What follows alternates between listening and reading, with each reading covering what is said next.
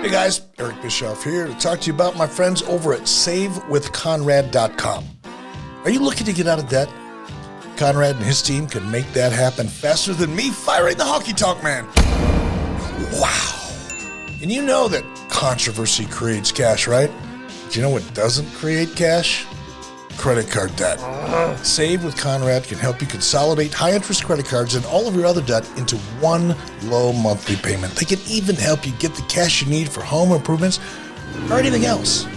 They've helped 83 Weeks listeners save $500, $600, $700, even $800 a month. Seriously, your papers are going to go down faster than Nitro ratings in 2000. Ouch! And how about this? No house payments for 2 months. That's right, no house payments for 2 months. And unlike the dirt sheets, man, the reviews do not lie. With over 1,000 5-star reviews, find out for yourself how much Conrad and his team can save you by checking out SaveWithConrad.com today. You'll be grateful you did. NMLS number 65084, equal housing lender. Woo!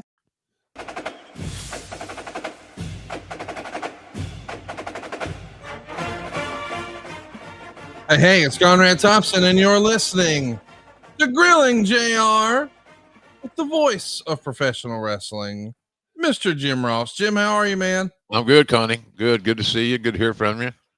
Should have a fun show today. Glad to be back past our technical issues that I am still trying to figure out, but everything seems good. Technically, we're on the air, and so it's good stuff, man. I'm glad to be here. I'm glad to talk to you, and hopefully we'll have a fun show today about Halloween Havoc. It's hard to believe it's been that many years since we. Right? Golly, yeah, 30 years plus.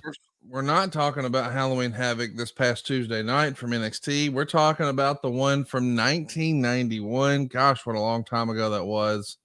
Yeah, Jim, you're right. You're talking 32 years ago. But it's going to be a fun show. But before we talk about what happened when, as we like to say here on the program, we'll talk about what's been happening this past week. A lot of crazy news, of course, over the weekend. Speedball Bailey and Will Ospreay absolutely tore it up. They had a tremendous TNA wrestling pay-per-view. Impact Wrestling pay-per-view. Or can we say TNA now? Because that's the big story, not just all the incredible matches during the course of the pay-per-view, but at the end of the show, the announcement from Scott D'Amore, they're going back to their roots. They've changed the name of the promotion. Of course, it started as TNA Wrestling in June of 2002 here in Huntsville, Alabama.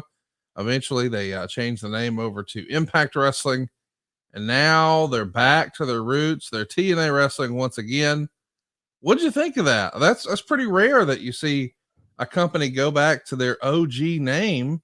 Like it would be almost weird at this point if all of a sudden we got to call it WWF again.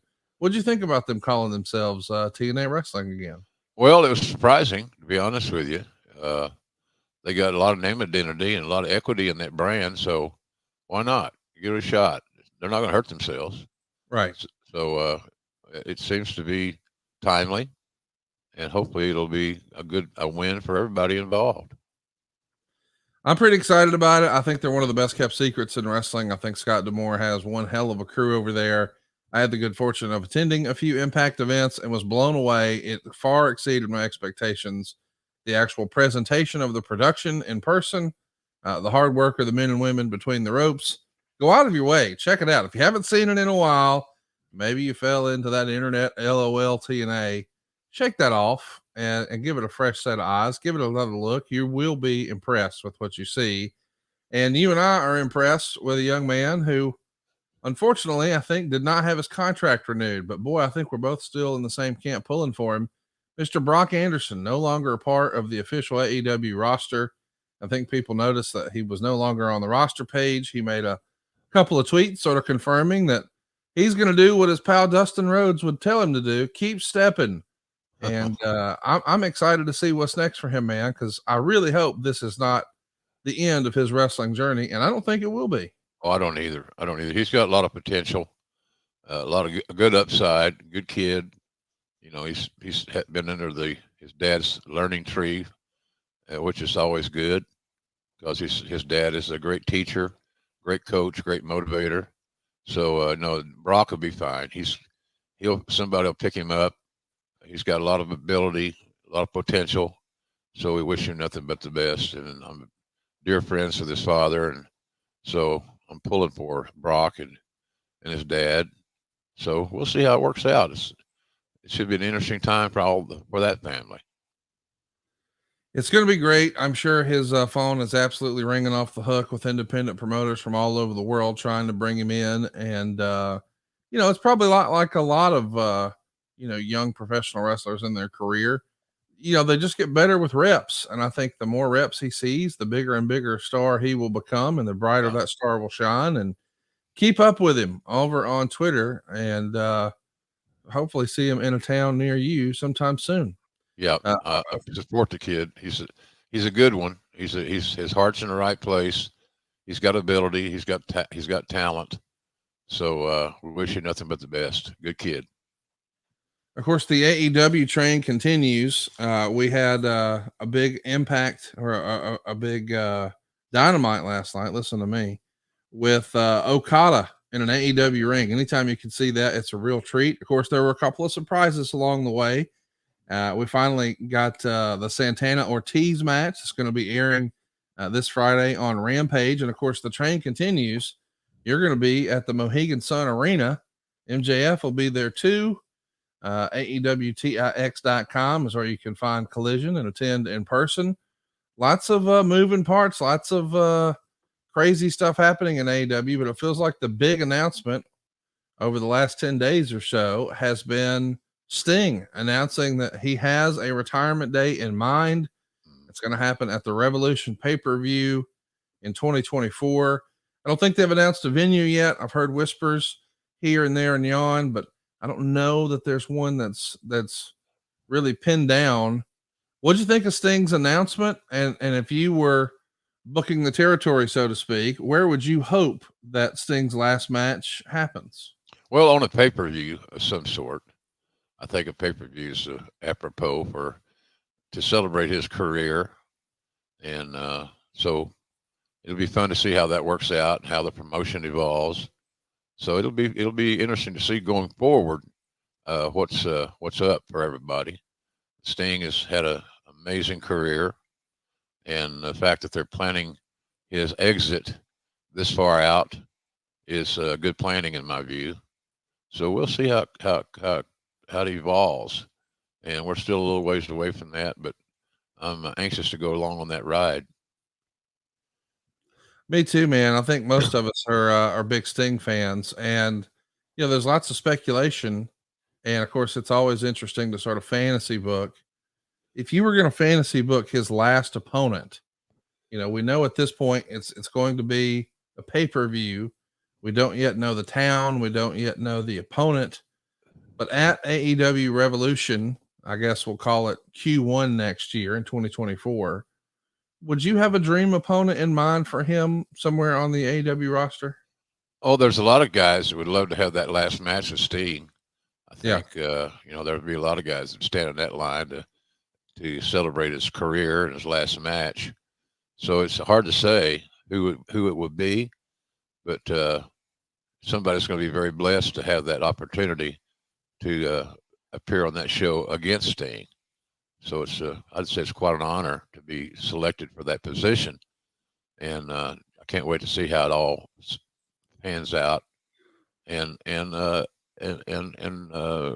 we end up this amazing career. I was very shocked that he signed with AEW, and happily shocked. It's a great deal. So, we'll see how it all works out. But the nice thing is that we have plenty of time to plan for it. Yes. And I think that's really important. For a guy like Sting, you need all the celebration that you can muster. Mm-hmm. So we'll see how it ends up. But I'm happy and excited that he's finally decided that this is going to be enough. I mean, he's there much longer than I anticipated him being there in his last run. So he'll be missed, but boy, he's going to be so appreciated as we move forward. So I'm a big Sting fan, and I'm hopefully he'll have a celebration fitting his career. I'm sure that he will. Well, let's get going. Let's talk about our topic at hand today. Of course, in the meantime, be sure to tune in to Collision this Saturday night to hear the voice of wrestling, good old JR. And tickets, as I understand it, are still on sale. AEWTIX.com is where you can pick them up. But this is going to be a fun show. We're talking about Great American Bash 1991. And then I guess technically this might be the first pay-per-view that was advertised for WCW without Ric Flair. And of course, we know he missed Great American Bash 1991, but he was advertised for it and he wound up splitting before the show. Did the whole company and organization feel a little different without it being built around the Nature Boy? It felt like that had been a tried and true. I mean, he's always in the title picture, always near or sniffing around the main events. Yeah. More often than not, controlling that world title. And now with him out of there, of course, you always say on the show that wrestling fans like new. Did it feel terribly different for you as an announcer with Ric Flair on the other side? Yeah, it did. It did. You know, you're so used to seeing Nate in a variety of roles and positions and so forth. It was to me it was different because he was a flag bearer. He was the guy, and you know you're going to automatically miss the guy, and we did, and we still miss Rick in a lot of roles and AEW and so forth and so on. He's a fixture, and so you have to adjust from that. And I think that by and large, we did a decent job of moving past the Flair experience. But to say he was not missed or isn't missed is probably a huge misnomer. So yeah, he's just there. He's just you can't pass over the fact of what he's accomplished and his contributions to every brand that he was involved in. So hopefully he'll be doing fine moving forward. He seems to be busy. He seems to be having plenty of irons in the fire. A lot of little projects ongoing. So we wish Rick well, quite frankly. I know he and I are not. I'm fine with him. He's not fine with me, but that's cool. You know, it's just the way that it is. So When you see him, you'll get a big hug. You know that. That's the Richard way. you're right. Let's talk about where we left off. We recently covered, or not too terribly long ago, Clash of the Champions 16, which was Fall Brawl. We've got that in the archives for you to check out, Grilling JR on YouTube.com. But this is quite the quote from the Observer on the heels of that show. Sunday on the Jim Ross radio show in Atlanta, Ross announced that Jim Herd had just been named the new president of the National Wrestling Alliance. That announcement probably meant nothing to the listening audience, but what it really meant was that at a meeting in Charlotte on Friday, World Championship Wrestling became the controlling power in the nebulous NWA. By virtue of it, Lex Luger has now been installed as the NWA champion. WCW will again become WCW and use the NWA name as the sanctioning body, and the NWA will be used again on television once again. So yeah, listen, let's talk about that. This was sort of a hokey pokey time in the WCW NWA relationship. By and large, the NWA doesn't really exist the way it used to. WCW has always been the lead dog here because they were on Turner, and that goes back to the Crockett days. Even when they made the big gold belt, they didn't put the letters NWA on there because Crockett wasn't sure, hey, how long am I really going to keep doing this?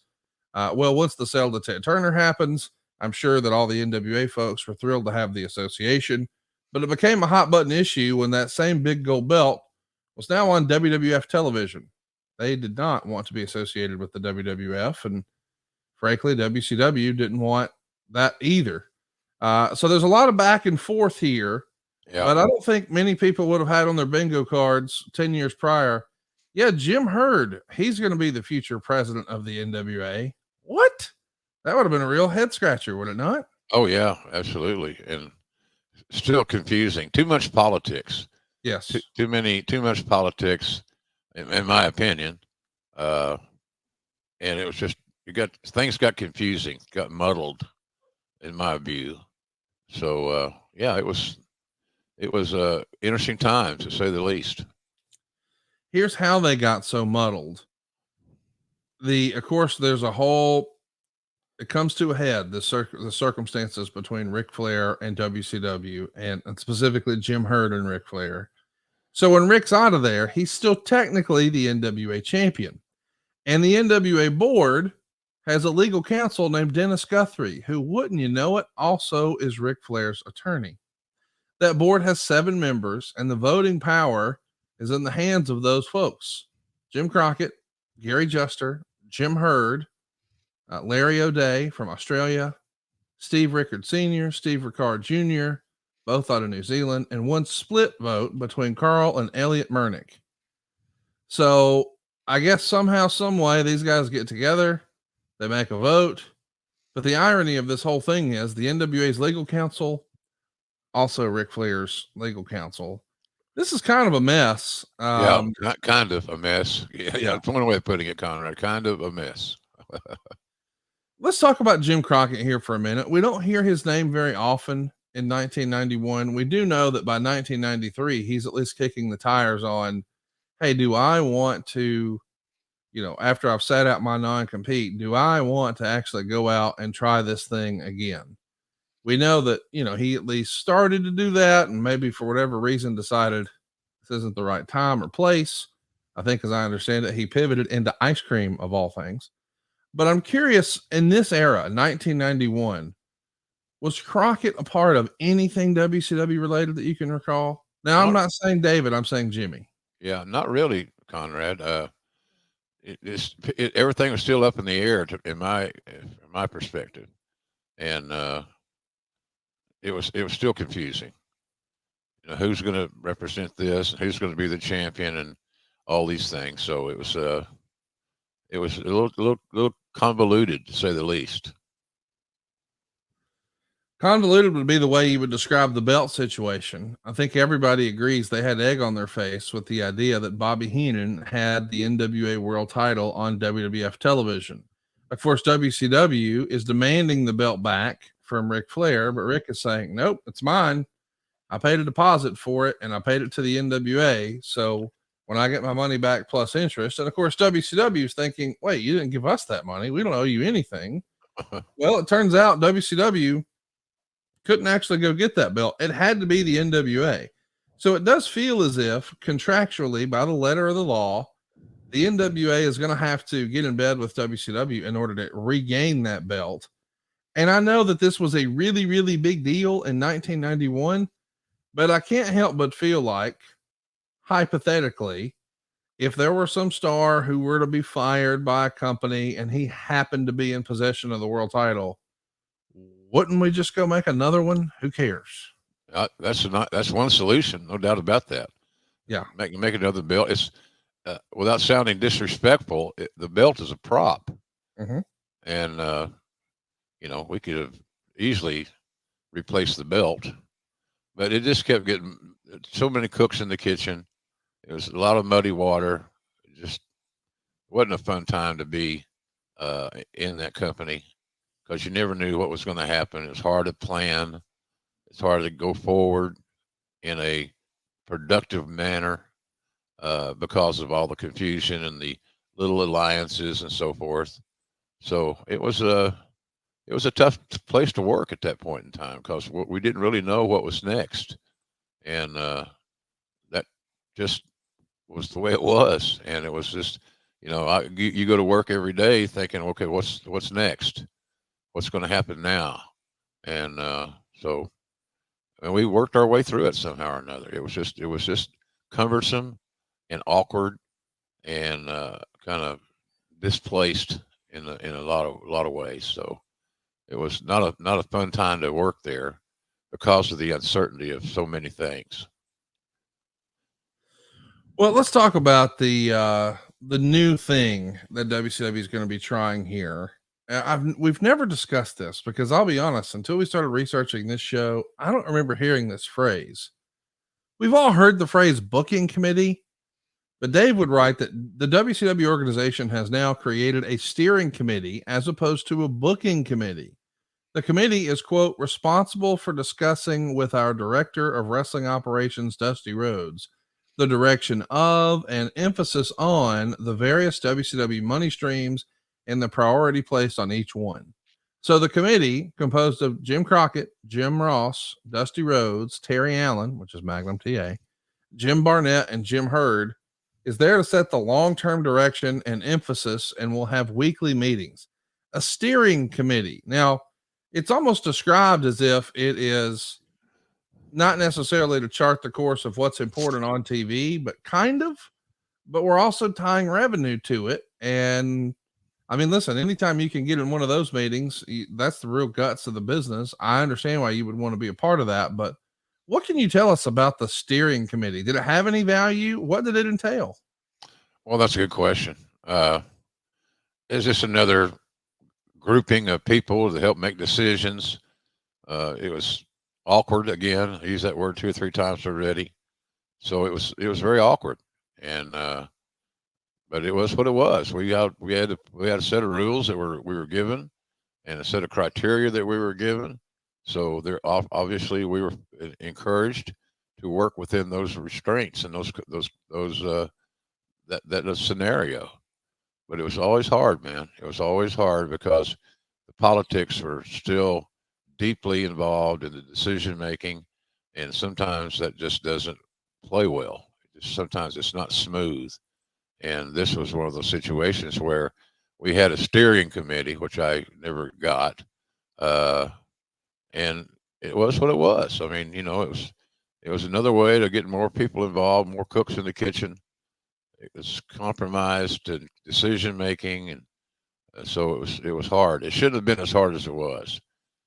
It was not that difficult to figure out, but it was what it was, and we all had the objective to be real, to be, this is what we're doing, and it was hard to manage all that because you couldn't get the politics out of the situation, and that was hard. That was very hard to hurdle and to maneuver.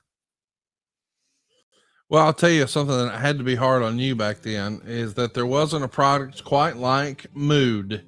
I'm excited to talk to you guys about Mood. I know that JR is a big believer in this. If you're looking to chill out and relax, maybe you need something to help calm you down or relieve some soreness, or maybe you're just looking to sleep easier. Well, Mood is known for their federally legal THC, but now they're adding the most potent product yet to the lineup, introducing the hemp-based THCA flower, the future of legal THC. Try it along with all of Mood's other amazing offerings like the Delta 8 flower, the gummies, the vape cartridges, and more. And for a limited time, Mood is giving our listeners a free gram of THCA flower and 20% off your first order. Just visit hellomood.com and use our code JR. And Jim, I know you've been a big believer in this, and boy, the world sure has changed. And I can't imagine all the benefits that you have enjoyed because of Mood. I mean, here's the deal. THC products that you can trust are really what Mood is all about. They put an end to the guessing games with federally legal forms of THC that have been extracted from hemp plants. All of their products are regularly third-party tested by the Drug Enforcement Agency registered labs. They're sourced from small family farms and grown organically. And the experts at Mood have tested and tailored different strains for specific moods, from euphoric to energized, creative to chill. And there's plenty of versatile products that go with whatever mood you're going for. So however you take THC, Mood has you covered. It's great for both beginners and the veteran users. They've got great tasting gummies, classic flower, convenient pre-rolls, and so much more.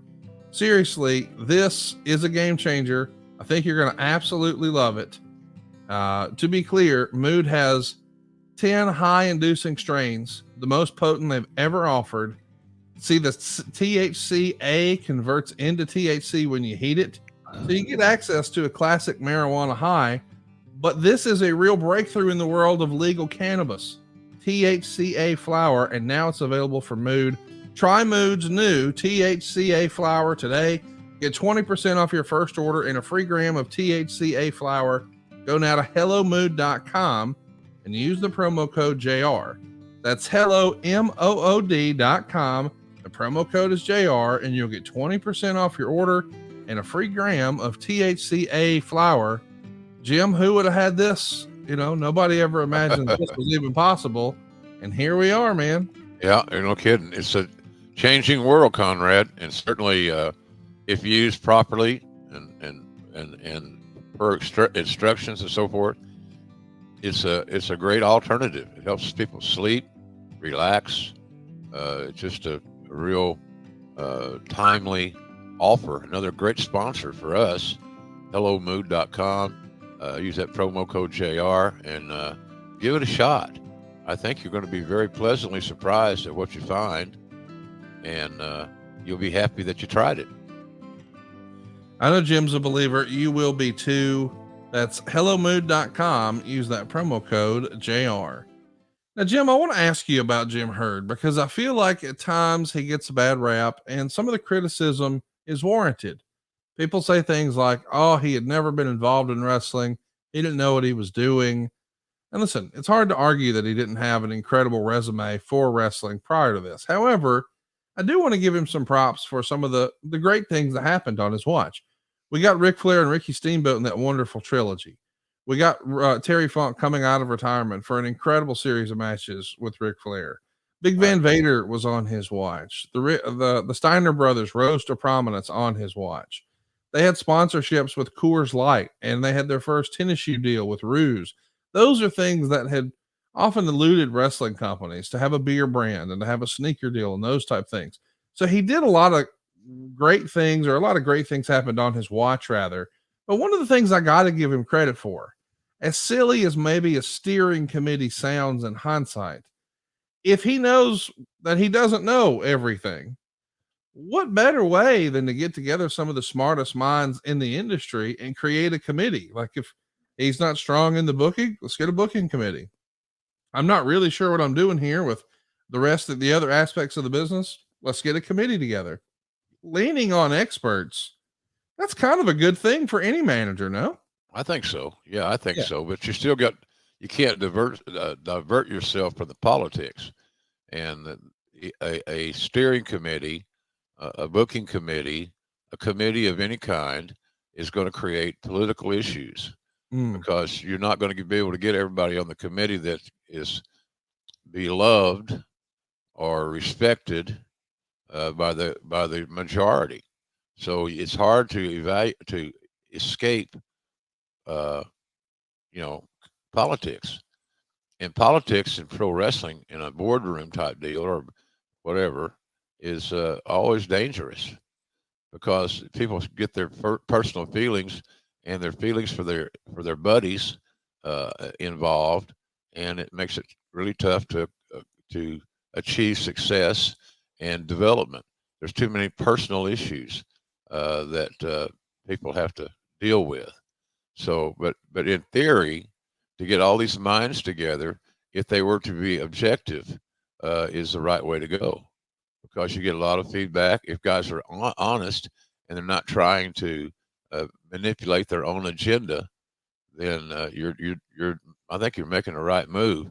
It's just so hard to get the committee, for the lack of a better term, a steering committee, whatever you want to call it, booking committee. It's hard for those guys to become objective because they find themselves with a little bit of power and influence. So, but I think in theory, it's a good idea. In practicality, it's really hard to look at this thing objectively. So, and I think that's kind of where we were on this deal. And the basic theory is good. Getting objectivity on that group is challenging, and it's not necessarily good, but it's challenging. So I Herd did do some good things. It's just that I've always believed that you need one guy to be in charge of creative. You need one guy to manage the creative direction of where the company's headed and who's going to be featured And then when you get along the way, you're trying to determine who's going to be featured and in what way. You've got a scenario where personal politics become deeply involved. So if you're a Flair guy, for example, just using that as an example, you're, you get that's one agenda, that's one political party, so to speak. So it was hard in that regard, I thought, but I thought the idea was on point, but I didn't like the way that the thing was configured.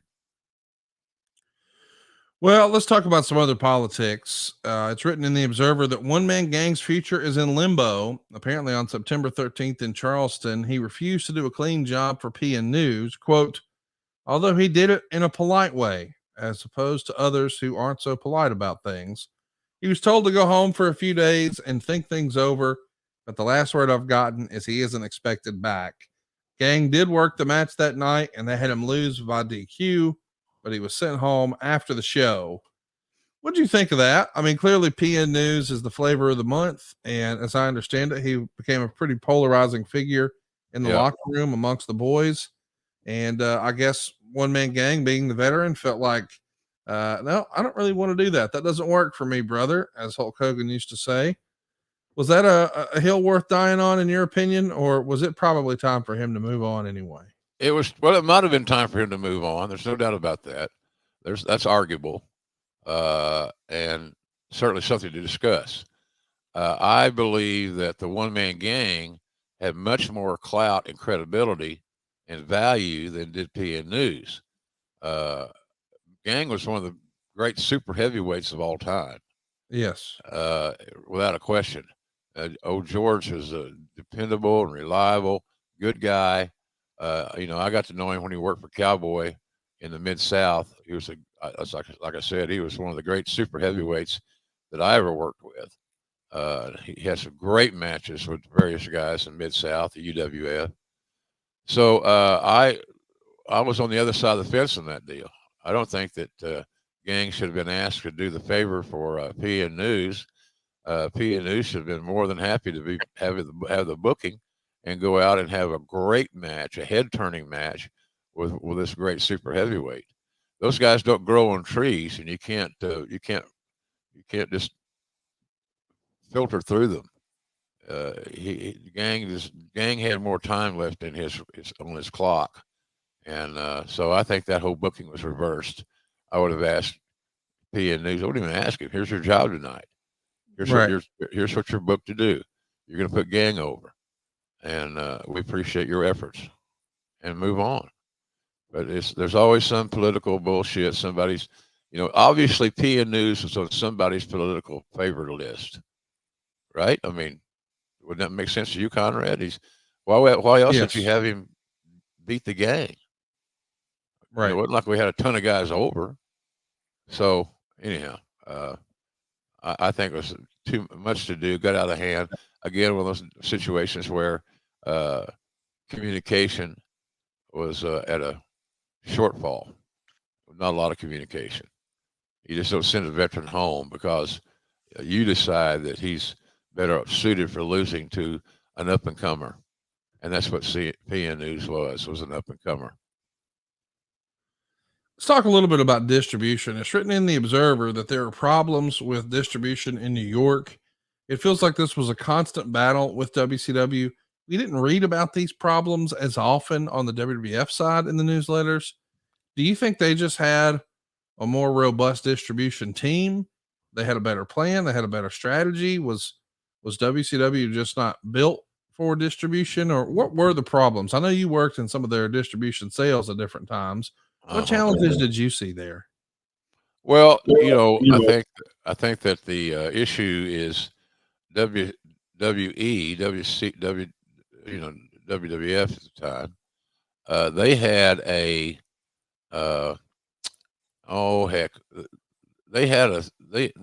their only game was wrestling, Right.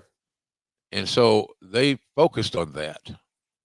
And those individuals involved in the decision making of growing the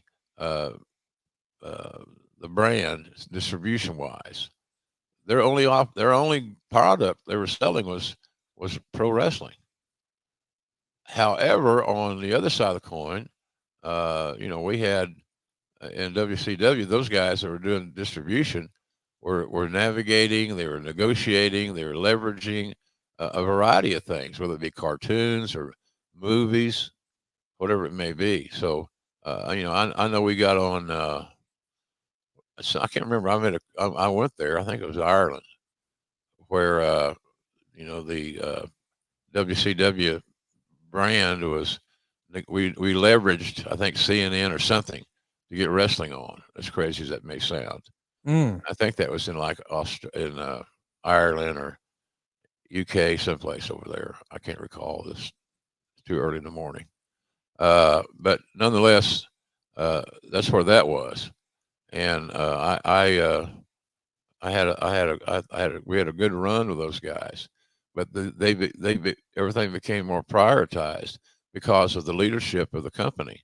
And all you had to do was get Ted to say, "I want wrestling on in blank, blank, and blank," and it would have been done.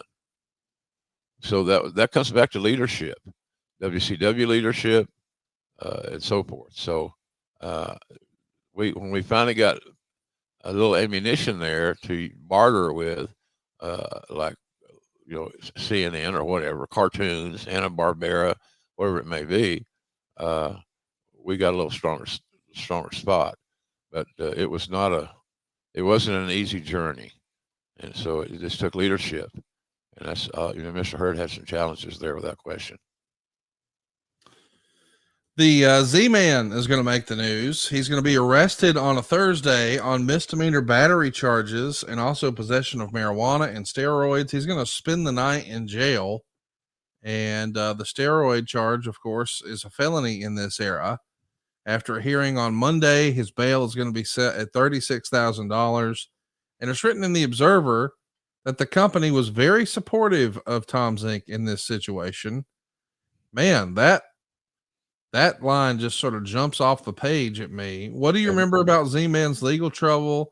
And do you recall WCW being supportive? Because it feels like today companies might try to distance themselves from this sort of thing. Different era, different point in time.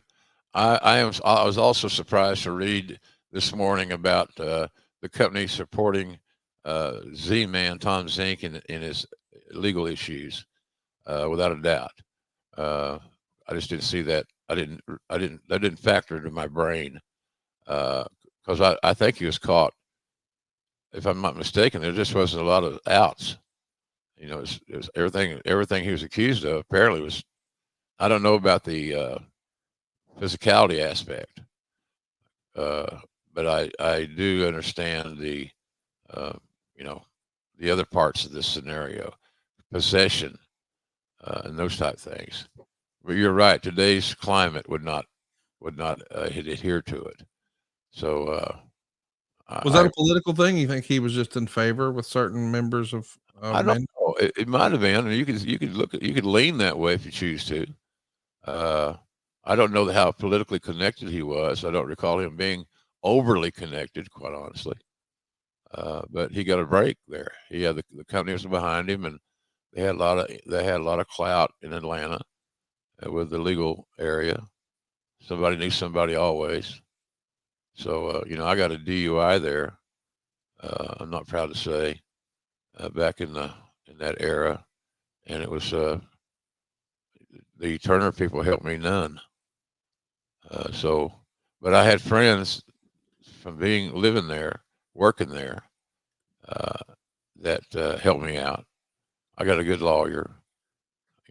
I got some time served, shall we say. But it was not there was no accident involved, no human bodily injuries or anything like that.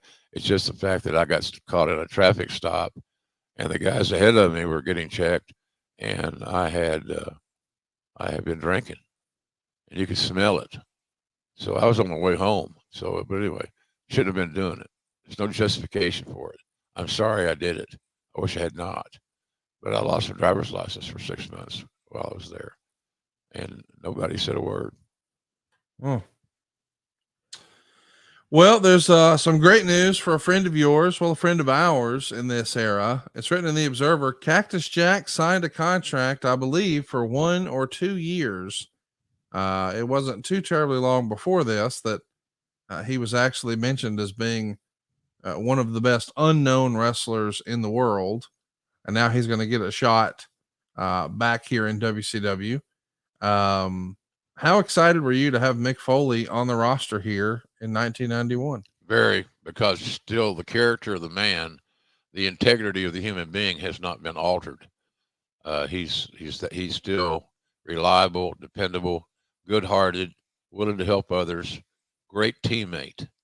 And so getting him on that dysfunctional team, I thought at least was going to give us a chance to add a little bit of stability to a paranoid roster. You got a roster that's got people on it that are toward the end of their run. They know it. They don't want to give it up. You got other guys on the roster that are new, that see a chance to work on national television, on TBS, but their sense of urgency is there. They're young. They think that time was never going to be repeated, which is not true. So anyway, I was glad that we got Mick, and you want to get more of Mick, more Mick Foley's. There just aren't many of them, but he was the right kind of guy for us, and he still is for any company, no matter what he's doing. I love Mick Foley. He's a good man. He has a good heart, and anytime I can work with Mick or help Mick out in my everyday life, I'm always willing to do so. Heck yeah. Anybody who meets Mick Foley loves Mick Foley. Yep. Steve Austin is already back in action. He dislocated his knee, and a week later he was back at it. Somewhere along the way, Diamond Stud would suffer some sort of leg injury over the weekend. And it's in the Observer here that Big Van Vader hopes to return at the end of October. This is an interesting era for professional wrestling. The WWE is offering opportunity, and you're getting paid strictly on the houses. WCW is still more often than not putting guys on downside guarantees or guaranteed contracts, said differently. And anytime that happened, it would always bring into question the legitimacy of an injury claim. And I don't know that that was always fair, but certainly wrestler brain would have you start to sort of gamify and wonder, hey, is there a way they could be working an angle? I mean, this is an industry that yes, Conrad, you're right, you little dirty bastard. Of course there was. Guys could take a few weeks off and pull it off without any hitches. It's easy to come up with injury issues. How in the hell do you have any kind of career without having some injuries that linger? right. And they linger well enough when you communicate with a regular doctor that he's going to say, "Oh my God, you can't do that. You need to rest. You need time off," and which most doctors would say. Right. So yeah, you wonder about the character of the. That's why I made the point about Mick Foley. If Mick Foley said he was hurt and could not function, take it to the bank. It was real. It was honest. It was legit. Yes. You can't say that about everybody, because a lot of guys are on the other end of that spectrum. Here's the two places they are. They're either at the top. They're either experienced and they are you're getting ready to tag out. There's that. Then you got the other young guys who have gotten into the system, and they see that, well, maybe I'm not as good as I need to be. Maybe I'm not in the position that I want to be. And so all of a sudden, that's an issue. And I think that's kind of where we were with some of these guys. We had some guys that are on their way out. We had some guys that are on their way in. The guys that are on their way out knew that there weren't a lot of stops along the way left. And the guys that were new saw that maybe they weren't as good as their evaluation or they thought they were. And all of a sudden, boom, they're on that short train. So it was just hard. We needed balance. We needed more Mick Foleys to come on board and to be rightful members of the team, where you're playing for the team and not for your own agenda. And that's really, really hard to find, if not impossible. Around this same time, we've heard that One Man Gang is going to be let go. Dick Murdoch and Dick Slater are also both released. What can you tell us about Murdoch and Slater? Why was it time for them to go learn a new hold here in 1991? Yeah, well, I love those guys. Those are really good workers. It needed to be communicated to them what their role was. And then before the door shut on their way out, they need to understand and agree that that was true. Murdoch and Slater had graduated to becoming mid-card heel tag team. Sometimes talents agree with that assessment, but more often than not, when you got guys that have been on top and have main evented in a lot of different arenas, different territories, it didn't work out that way. They believe that they're still as good as they ever was, and they just weren't. And so that was an issue with Dickie and Slater. They just didn't think there was any drop off, and there were a step or two off, but they were still good enough to participate and contribute to the mid card, except they didn't believe they were mid carders. So what you got to do is you got to either solve the problem or eliminate it. Mm. And so if you can't get them to agree that they're, that you're right, that they do have value, but it's in the mid card. If you can't get them to agree with that, the other alternative is to fish or cut bait. You cut bait and move on. And that's where we were with those guys like that. There are a lot of guys like that. I wish we could have kept them because they could have helped the younger talents learn how to get over. Well, somebody who has no trouble getting over, but man, it just feels like timing is just never on his side here. 1991 proves to be the case there for Barry Windham. Mid to late October, we're at a TV taping at Center Stage, and he breaks his hand. This is a guy who was in those finals with Lex Luger to crown a new champion at the most recent pay-per-view. You got to figure he's figured into these plans in a major way. And then disaster strikes. He breaks his hand. Yeah. And it feels like, certain times in certain promotions and certain little eras or blips of time, it feels like, man, is this whole thing just snake bit? And it starts to feel that way to me when you've got a guy like Barry Windham, who you're going to be doing some big stuff with, breaks his hand. Who could have ever imagined that he would break his hand? And more often than not, we have some other rumor and innuendo here that is going to lead to some controversy behind the scenes, and then we'll try to figure out how will we overcome it. How can we get back on track for Halloween Havoc? And maybe you're wondering how to get back on track. Well, attention all sports enthusiasts and ball game aficionados.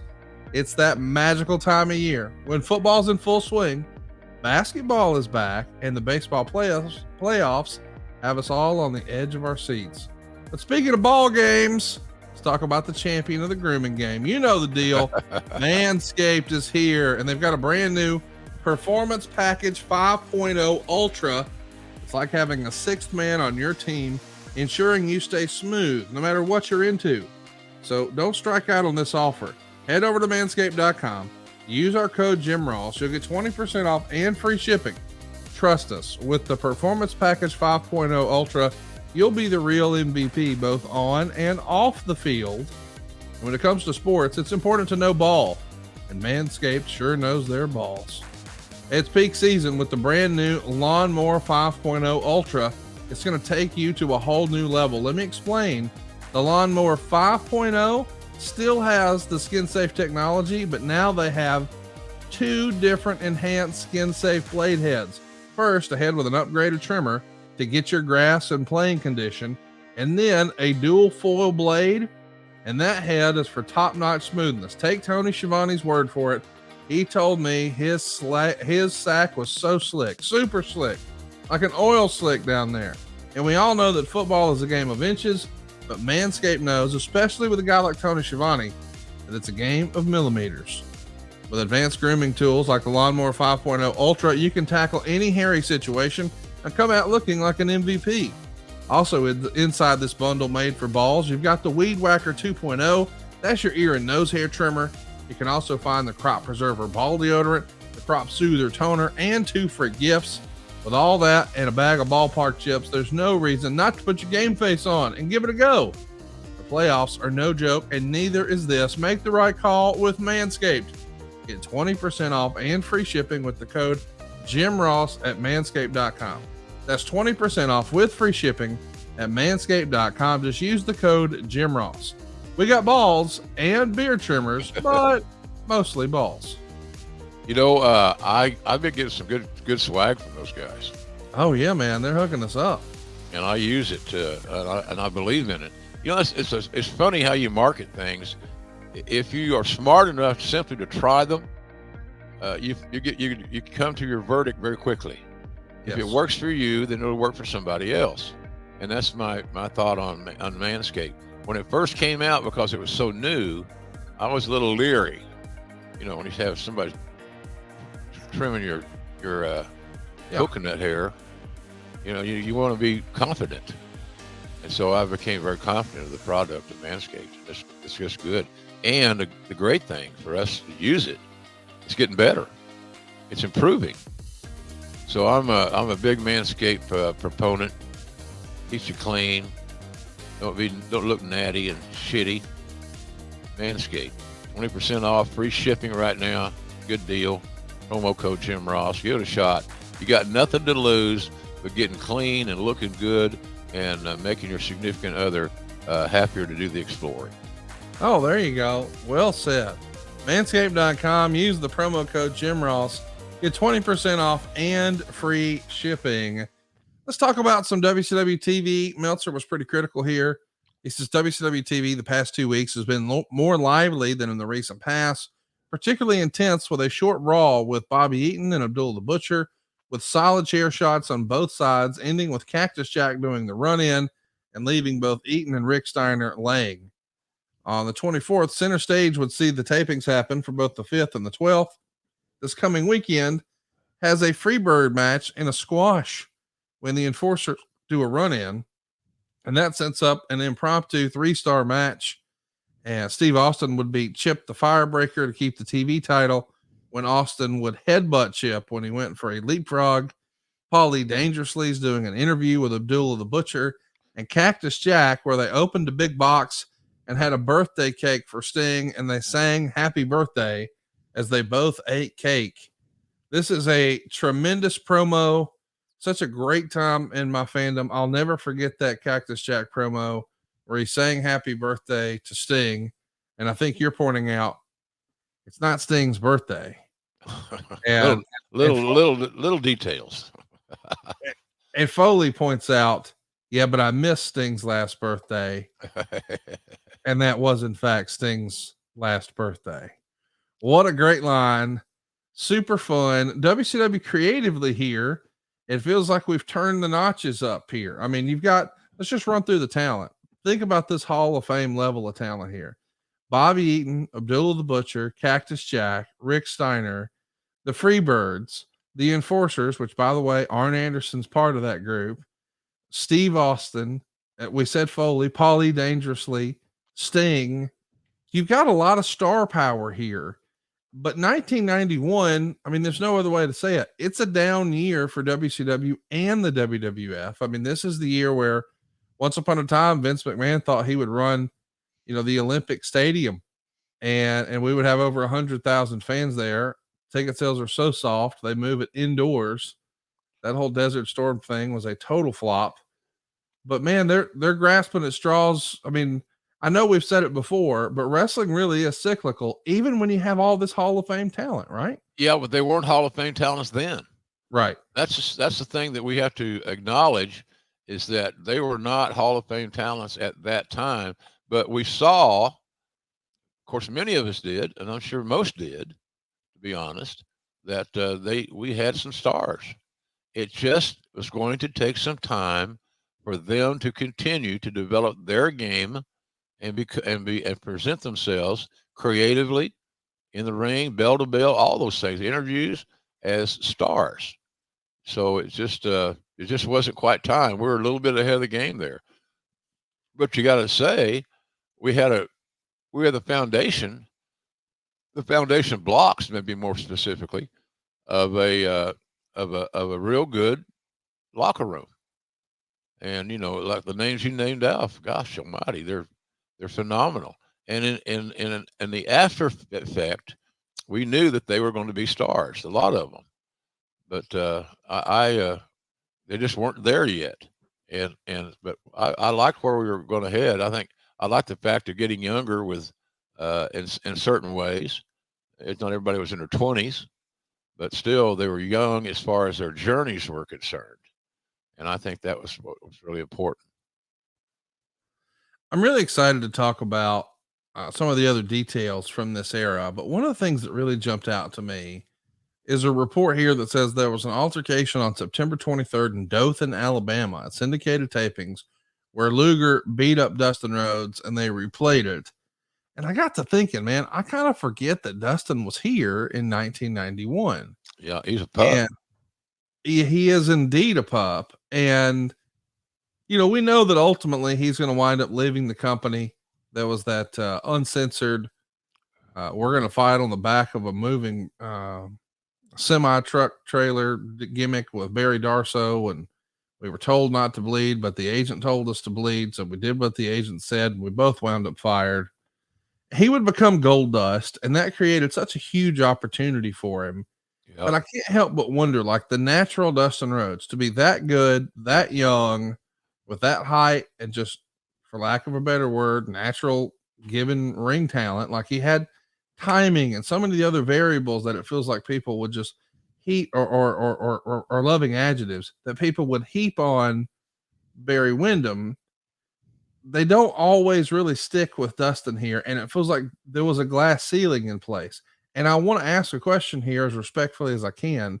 I know that he got the gig because of his last name, but do you think that his last name maybe created a glass ceiling? Politically, he was only ever going to be able to go so far because there was some underlying issues with this talent or this part of the office or that part of the office with his father, Dusty.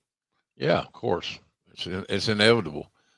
Politics, personalities come into play. So Dustin was he was a really early developer, but he was still a kid. And kids make mistakes.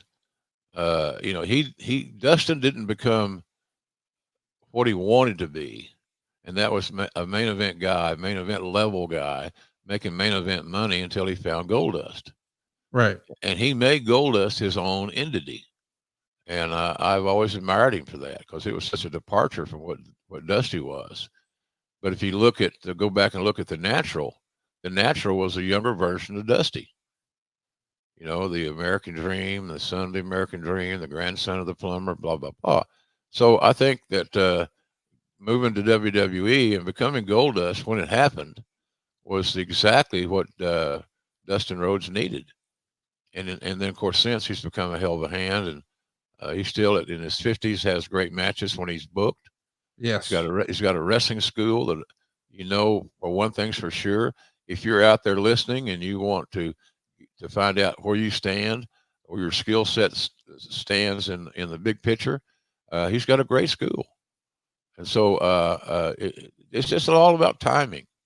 And the timing was not right for the Natural. The Natural, like I said, was so much like Dusty that it was too close. But Goldust was way on the other side, and it worked. It really is one of those great what ifs to me. Like, what if his last name wasn't Rhodes? What was his ceiling have been here in WCW? Could he have been in the title picture soon after this? It didn't happen, but man, he made his own way in Goldust, and what an iconic character people will never forget. Right. Yeah. It was perfect for him. It worked. He made it work. Yes, he did. With anybody else, that thing could have lasted a month, but he made it work. He sure did.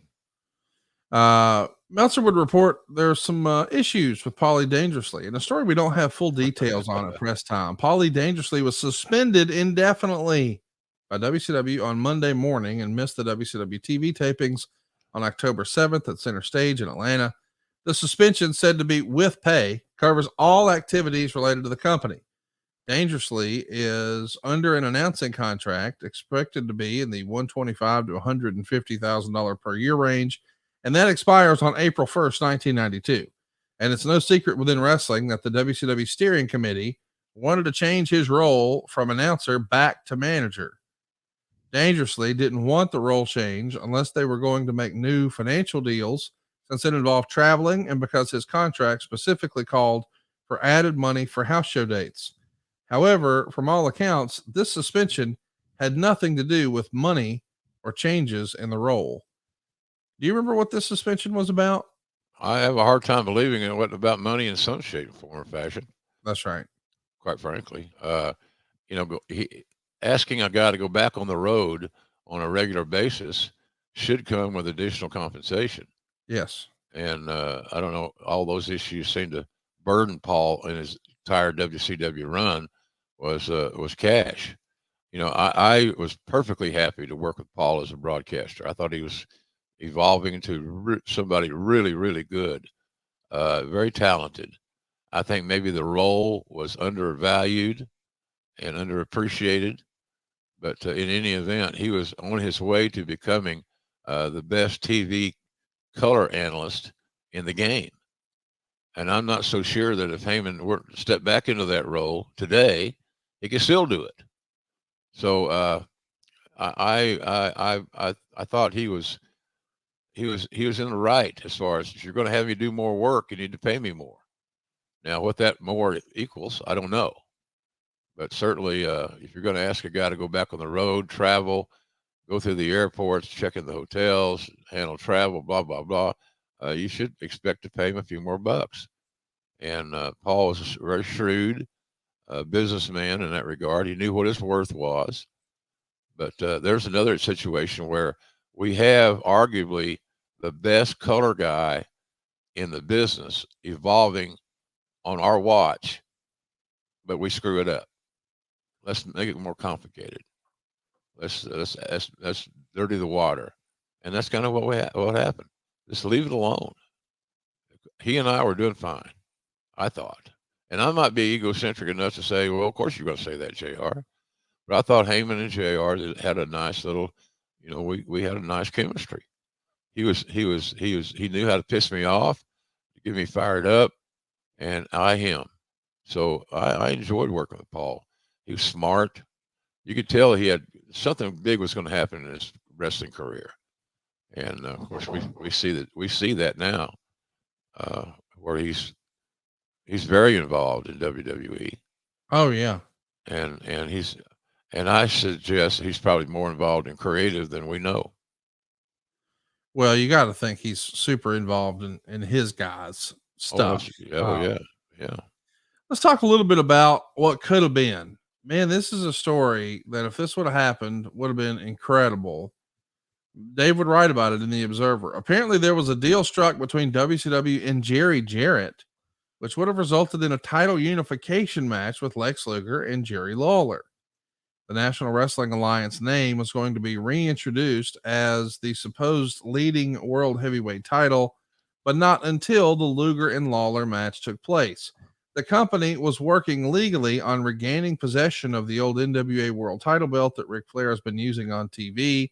And apparently, if the belt could be regained legally, which is still very much in question, the Luger Lawler winner would have gotten that belt.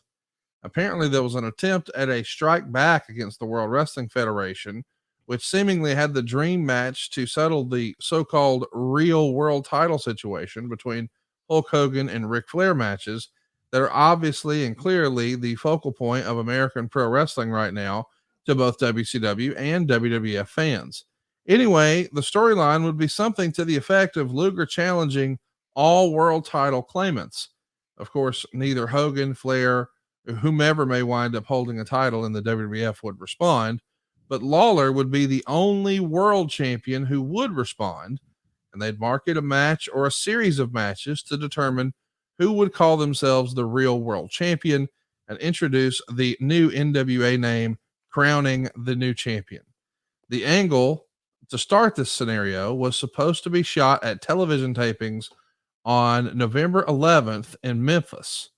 And then he would write later, over the past few days, WCW postponed the November 11th taping in Memphis, and then Jarrett canceled the entire scenario, There you go. apparently claiming that word had leaked out in wrestling.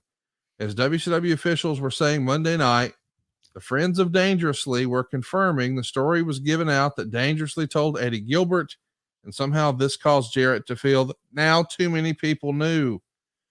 Since he was used to being part of all these angles and being secretive, and he's from the old school, Jarrett backed out on the deal.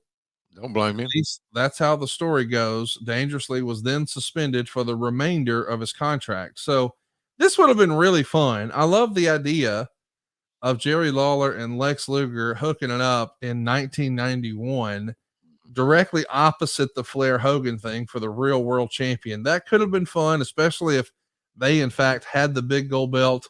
It would have been really cool, hypothetically, even if for a brief moment Lawler had that NWA world title, the big gold belt. They had been trying to do that with Jerry Lawler going back to the Crockett days in 86. And I'm sure years before that, but when Crockett started co-promoting in 85, man, everybody was chomping at the bit in Memphis. Let's get it on Lawler. Jerry sees the opportunity, but then thinks, damn it, too many people know. And I guess fingers are pointed at Paul Heyman for that. Yeah, you remember hearing about this discussion? Vaguely. Yeah, I vaguely remember now they're talking about it. But, Heyman could get blamed for a lot of stuff because he talked a lot. And he had a lot of behind the scenes, dealings apparently or supposedly. So, and Paul liked that era. He liked that particular arena, all the behind the scenes stuff and what was going on. And he was close to Eddie Gilbert. So I could see them being together on some of these issues without question. So, but I don't blame Jerry Jarrett. The idea was good, and it might have drawn some money. It might have solidified the championship because at that time, in all due respect, the NWA title meant very little. Yeah. Because the NWA meant very little. So I applaud Jerry Jarrett's convictions. He wanted to do it the right way, and the right way just happened to be his way. No big deal. So, and the only way you get on the other side of that is if you have a political issue. You're in the other party. You're across the aisle. And I think that's kind of where Jerry didn't want to be. He didn't want to be across the aisle. He wanted to be in front of the equation. So I don't blame Jerry for any of that stuff. Matter of fact, it was a great idea, and I wish you would have had the opportunity to pull it off, see where it would have gone.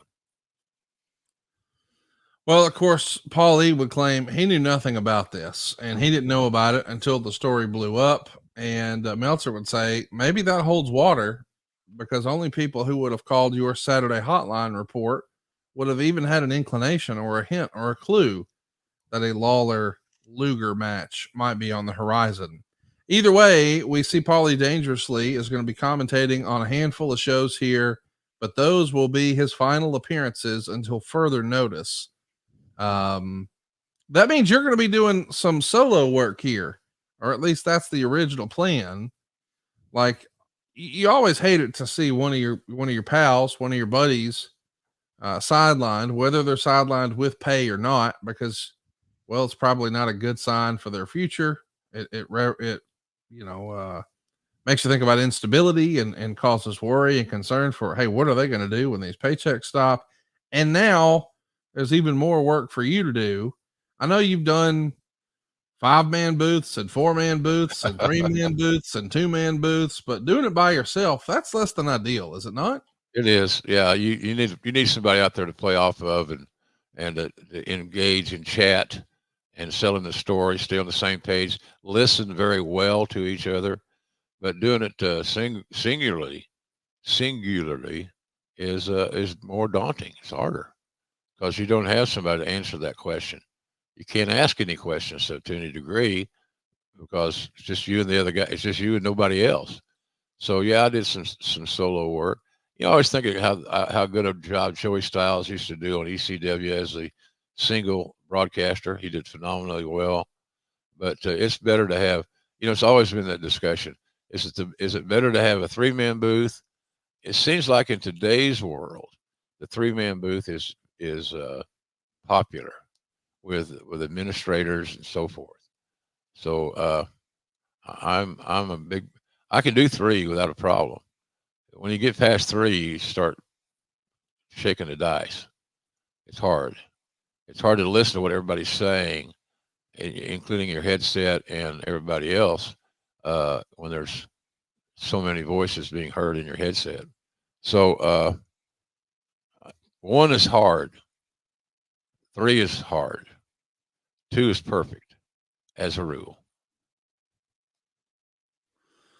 Let's talk a little more about Paulie Dangerously, and then we'll table the Paulie talk. From the Observer, one of Dangerously's legal advisors, Bruce Gold, responded to WCW's official public version of the story with the statement, quote, WCW has announced it has suspended Paulie Dangerously. The reason given for this was the existence of philosophical differences. Mr. Dangerously asserts categorically that there are neither philosophical nor policy differences with management, employees, or agents of WCW, and there are no valid grounds for which WCW can base its unwarranted allegations to break its contractual obligations with Mr. Dangerously. Mr. Dangerously is disturbed that for the second time, WCW is attempting to keep him from doing the job from which he was employed, and he's presently conferring with counsel to determine the appropriate legal response.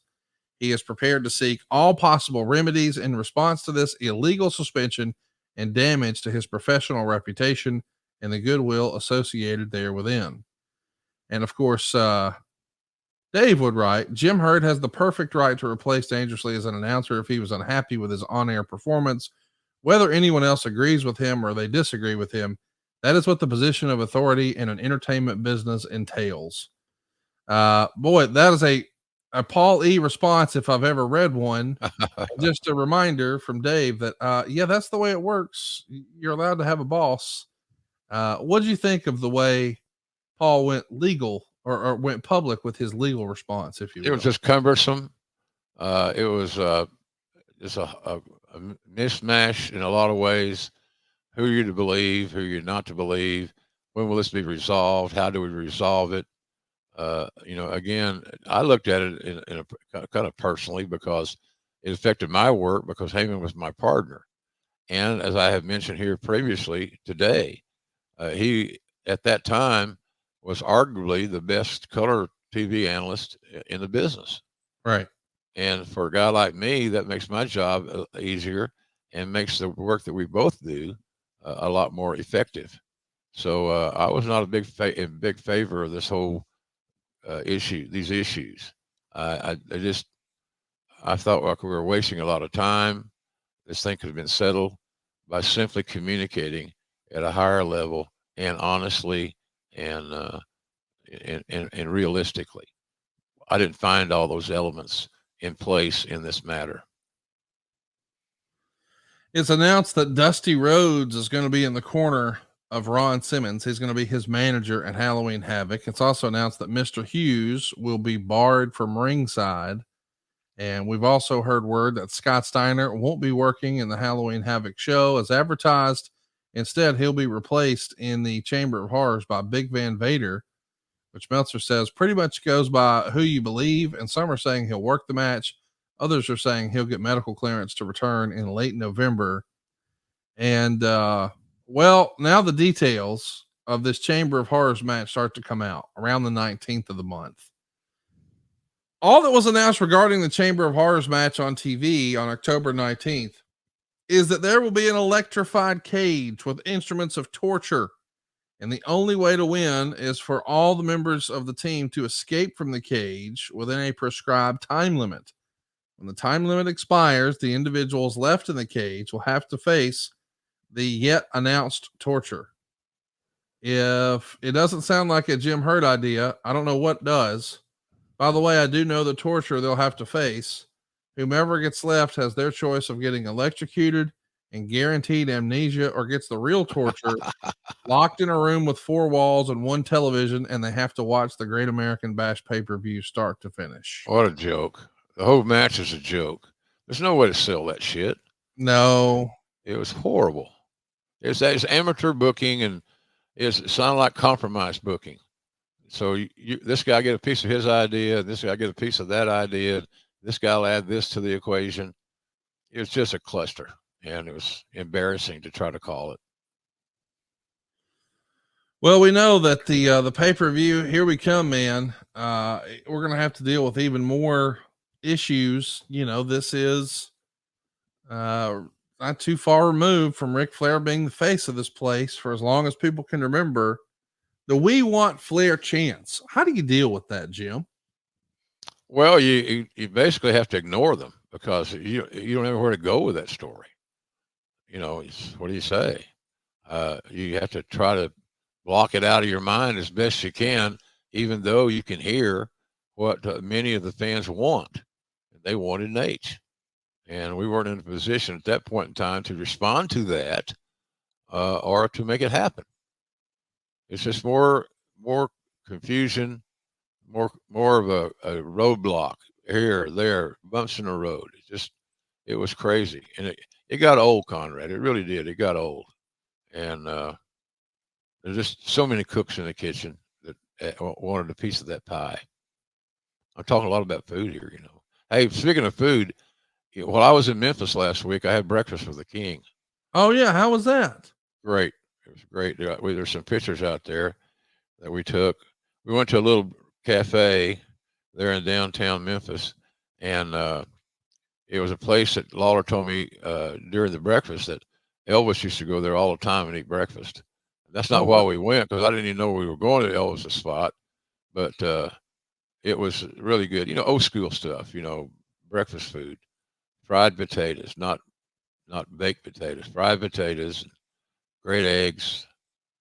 Just really, really was a good thing. And we had such a great visit. We were there about 2 hours, and it was fun. Good to see him. He's feeling better. He's getting a little stronger. He's still got some issues with his voice not being as strong as he'd prefer, but he looks good, and he feels pretty good. How about that gray goatee? Yeah, he said, I think he's talking about shaving it. I don't know why, but I didn't ask him about his shaving habits. But it was just great to visit with him, and we laughed and had those stories, and you know, did what you expect JR and the King to do, and I just really enjoyed spending the time with him. It seemed like it zoomed by, and all of a sudden we're out of there. So, but it was great. I really, really enjoyed it. You never know at our age, Connie. Hell, how many more breakfasts do you have? Right. There's no knowledge of that. Tomorrow's not guaranteed. So I was really happy, and I'm glad he's doing well. He's got a lady that comes in and takes care of his place 3 days a week, and that helps him a lot. But he eats out every meal. Doesn't cook. But he's got so many places near where he lives to get good food that's what he does. I tried to tell him, hey, why don't you try Uber Eats or something? Oh, no. Years ago, I tried that and it didn't work, so I'm not going back. That's King. But if I didn't have Uber Eats or things there like Uber Eats, I'd be screwed. So it's just whatever makes you happy.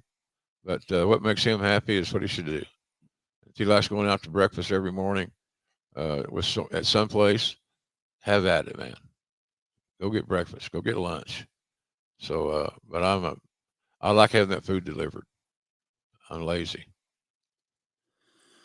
Well, I think we all like when things are a little easy, and I tell you who makes it easy to win some money this time of year. I'm talking about NBA fans, man. The wait is over. Basketball is back, and DraftKings Sportsbook is the official sports betting partner of the NBA, and they're celebrating with an unbeatable offer.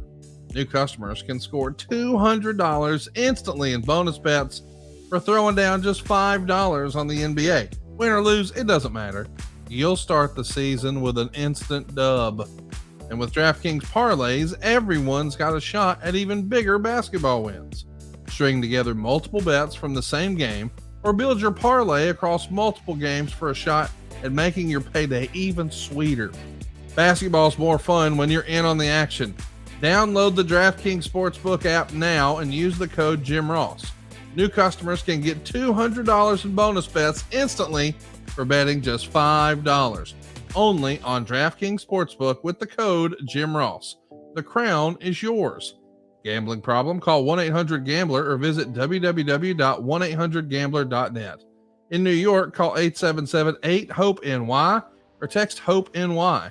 In Connecticut, help is available for gambling problems by calling 888-789-7777 or visiting ccp.org. Please pay responsibly. On behalf of Boot Hill Casino and Resorts, license partner Golden Nugget Lake Charles, 21 plus, age varies by jurisdiction, void in ONT. Bonus bets expire 168 hours after issuance. See sportsbook.draftkings.com/basketball terms for eligibility and deposit restrictions, terms, and responsible gaming resources. So let's talk about the pay-per-view. Of course, as we get here, man, we mentioned Barry Windham's in a bad way. He winds up actually smashing his wrist in 4 different places on October 22nd in Columbus, Georgia. So they do an angle on the day of the pay-per-view where we see Arn Anderson and Larry Zbyszko smash a car door on Barry's hand. I think that was actually Dusty's red Mercedes convertible they were using.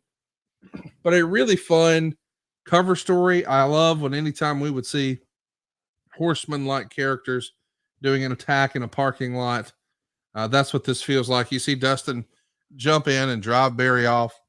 What did you think of that execution of the angle? I thought it was well done. Yeah, I did too. It was, you just make the best out of the situation. I mean, obviously you got a broken wrist in multiple places. You got to deal with that and figure out where do we go next, because the show's got to continue. So I thought the execution was fine. It just was unfortunate timing. But that doesn't have anything to do with execution or the talent or whatever. It just worked out that way, unfortunately. But it's another case, as you mentioned earlier. It didn't seem like Barry Windham could get out of the starting blocks as often as we would have liked, because he's such a talented dude. And you know, him not being available was a big blow. It's pretty amazing to think that Barry has this injury and he's told, hey, you're going to be out 6 months to a year for this. You're going to have surgery. It's not going to be good. But he's still like, well, we might as well get an angle out of it. You can slam the car door on it. It's injured. It's hurt bad. It's broken in 4 places. He still lets them slam the car door on it. Not only that, these wrist injuries are going around here. Ron Simmons, he's now injured. He's got a wrist problem. He's actually wearing a cast until the pay-per-view, takes it off for the pay-per-view, and becomes something of a folk hero in the locker room because he didn't have any prescription pain medication. He's not taking any shots to kill the pain, and he's just ripping the cast off and going to work. Man, that's a man's man right there. People don't talk about that story nearly enough. That's a Florida State 3-time All-American nose guard. Physicality was not a stranger to Ron Simmons, and he gained a lot of respect in the locker room by coming to work and doing his job when he was hurting and injured. So I'll always have great respect for Ron Simmons for many things, but that his work ethic and his toughness certainly would be 2 of them. It's pretty amazing when you think about how this pay-per-view comes together. Here we are in Chattanooga, Tennessee for Halloween Havoc 1991. And we've established there's been a lot of an injury bug situation, and maybe we have a silly gimmick match, and maybe there's problems with announcers and he said, she said with the NWA and the title belt. But let's table all of that for a minute. We're in Chattanooga, which is about an hour and change away from Atlanta, Georgia. Yeah, that's why we all like working Chattanooga. It was a car trip. There you go. This pay-per-view has the misfortune of going heads up with the biggest football game of the year on cable. The Giants, who have been Super Bowl contenders, the Redskins, who are Super Bowl champions. Both of these guys are fresh off of Super Bowl opportunities, and they're in the same division, and they're playing heads up against this pay-per-view. And as if that's not bad enough, again, Chattanooga, almost like a suburb of Atlanta. They are running this pay-per-view against the 7th game of the World Series, the final game of the World Series. And this is the season where the Braves went from worst to first, and they're playing the Minnesota Twins for the championship. This is an unimaginably horrible time slot, is it not? Yeah, absolutely. Couldn't be worse. Yes. Couldn't be worse. To share the television audience and then asking that whatever's the shareables, are you ready to pay money to watch wrestling? And the obvious answer was overwhelmingly no. If you were a sports fan in the area, let's call it Chattanooga and the surrounding area, your football team would have been the Falcons. That's an NFC team. I could see how you don't really care about the Giants and the Redskins. Right. But if you are a baseball fan in Chattanooga or the surrounding area, you have been pulling for guys like Dale Murphy and the Braves for so long, and you've watched them on TBS for so long, and they have been so bad for so long, and now they're finally great. They've got great pitching, they've got great hitting, they've got great fielding, and unbelievably, they're in the World Series. Not just game 1, game 7. If the Braves win, they're the world champs. And if they lose, well, we don't want to even roll the dice on spending $30 to watch Lex Luger and Ron Simmons and the rest of the WCW guys. We'll catch up on that on TV another time. This is a once in a lifetime opportunity if you're a long suffering Braves fan, but somehow they pack 8,900 fans in this arena. It's not a huge arena. It's the same building that we would see in your house Final Four, where China would make her debut and we crowned a new world champion in 1997, but still 8,900 fans are there. Granted, a lot of that had to be paper because I think the gate was only $45,000, but the timing of being heads up against game 7 with the Braves in the Braves backyard. Could be worse, Conrad. Could not be worse. Unbelievable. Glavine, Smoltz, Maddox, all those great pitchers. And the fact you come from nowhere, from worst to first, so to speak, amazing. But there's no way in hell it's going to be successful, the pay-per-view. Can't be. You're going to have a few diehards that's going to buy it. Apparently, we saw that number. It wasn't very good. Lost money. I don't know if we've made enough money at the gate to even pay for the rent and the staffing. It's going to be tough. And it gets even tougher when you realize we're starting with this crazy cage match. Now, I recognize that from a production standpoint, it's going to take more time to set all these gimmicks and apparatuses up. You don't want to just be killing time in the middle of a pay-per-view while all of killing people. Together. Yes. So we want to put this together up front. But just to be clear, we've got an electrified cage here with an electric chair, and that's our opening match. So here it is. Chamber of Horrors. We've got Sting teaming with Elegante and Rick and Scott Steiner. You got 3 super over baby faces and, well, the largest wrestler there ever was, Elegante. Taking on Cactus Jack and Abdullah the Butcher and Big Van Vader and the Diamond Stud, who we know is going to go on to be Razor Ramon and Scott Hall. I mean, just one Hall of Famer after another, and Elegante. They got 12 minutes and 36 seconds. Abdullah the Butcher, Cactus Jack, and Sting, they all bleed. Cactus Jack is bleeding a lot. As silly as this sounds, the switch to turn on the electric chair just keeps falling on its own. We've not done enough quality control here. We've got the referee running around with a stupid camera helmet. He's got a camera on his head. We're calling it the referee. Yeah, that didn't last long. Jesus Christ. And the finish would see Steiner pull a reversal on Abdullah the Butcher to get him in the chair. Cactus pulls the switch thinking that Steiner was going in, and now we have an explosion. Now, Abdullah the Butcher, in the opening match here, has just been electrocuted live on pay-per-view. He's supposed to do a stretcher job and sell the explosion because, well, he was just electrocuted. That's how they kill people in Texas. But of course, he doesn't do a stretcher job because he doesn't want to. So instead, he beats up all the ghouls. That's right, the ghouls. I don't know why there are fucking ghouls here. I just know they're here, and Abdullah beats them up. Oh, hey, that time of the year, Conrad, in Chattanooga, it's ghoul season. Oh, I didn't know that. Yeah, My parents wouldn't let me go to that area at this time of year. So now I know why. I find it funny. One man gang won't do a job for P and News, hit the bricks. Abdullah the Butcher won't sell electrocution. He won't sell the electric chair. Just fine. It's not just fine. It's a runaway train. Yeah. You know, the booking and the World Series and the conflicts and scheduling and so forth are what they are. But for a talent not to follow the script and do what they're asked to do and to do what they're being paid to do is unacceptable. And you know, it just shows you that there was just what do people use now? Institutional control. Yes. There was none. And I felt bad for the guys that were willing to play team ball, but you know, it didn't. That whole thing was a joke. That match was a joke. I don't disagree with it. Put it on first and getting the taste out of our mouth so that we can continue with the show. I don't have a problem with that. But boy, howdy, it was a struggle.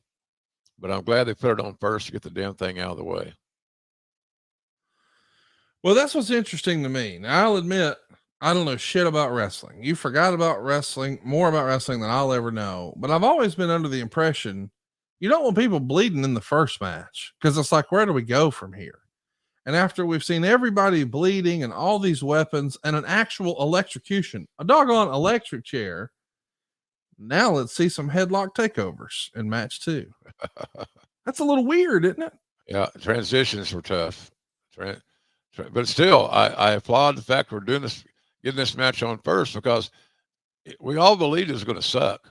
Yes. No matter how hard the talents were working to get it over, we all knew, or at least we thought we knew, it was going to suck. The best thing that could happen is it surprises us, and it's better than we thought it was going to be.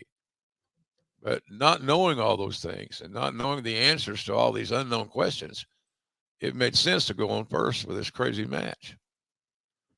At least it did to me. Speaking of a crazy match, this was an actual match on pay-per-view. P and News teaming with Big Josh, who we know is going to go on to be Doink.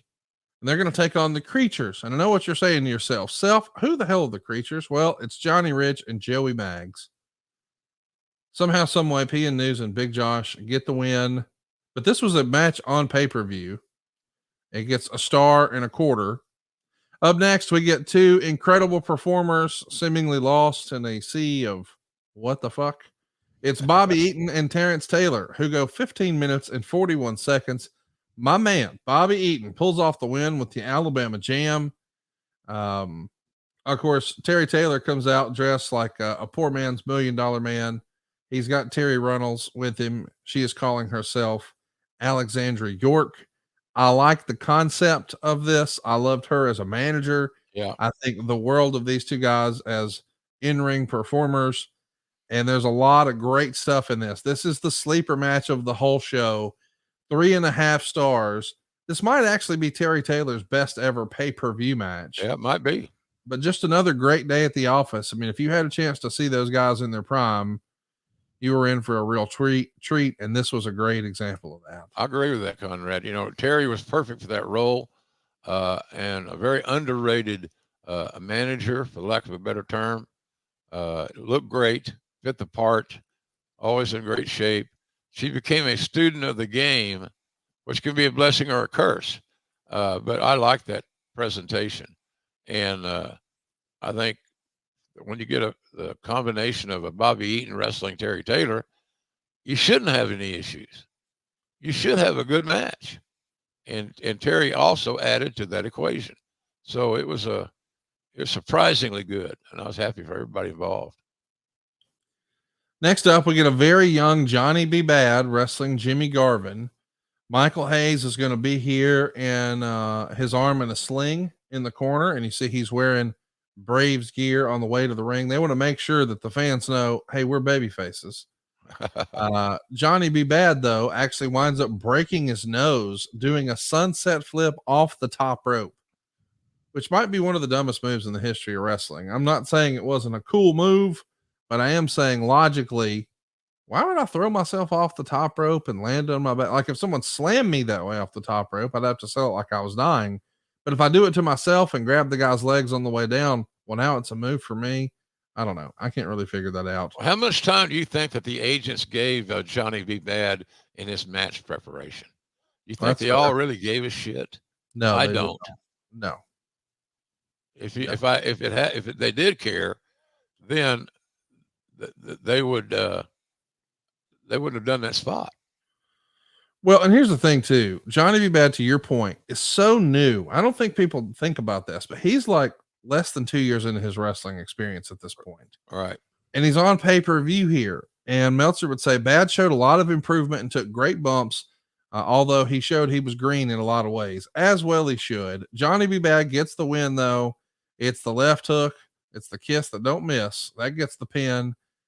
Michael Hayes is going to deck Peanut Head after the match, 2 3/4 stars. Hadn't heard that in a long time. And next up, we got Steve Austin working with Dustin Rhodes for the TV title. Lots of great wrestling in this one. You see Lady Blossom coming to the ring with Steve Austin. And how about Dustin, man? Dustin is this is a big opportunity for him to be in a title match on TV on a pay-per-view like this. But they go to a draw. They go the full 15 minutes, 3 1/4 stars. It feels like draws were much more common in this era than they are today. Why do you think draws are so passe now in 2020? Because I think the audience largely believes they're boring, and it's a shortcut. Why couldn't you give us a finish? That is a finish. A draw, time limit draw, is a finish. It's just not the accepted finish that people prefer to indulge. I don't think that match needed double juice, and they had double juice in the match, but they had a hell of a 15-minute draw.